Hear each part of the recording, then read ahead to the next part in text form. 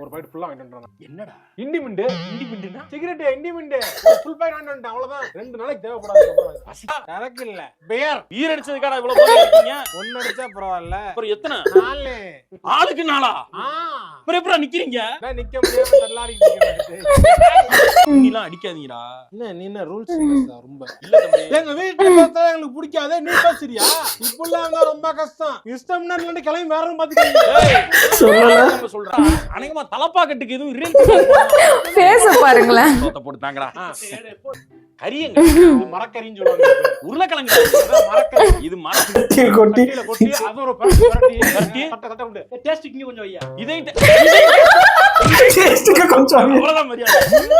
Bachelor life நல்லா இருக்கா இல்ல இப்ப இருக்கிற லைஃப் நல்லா இருக்கா?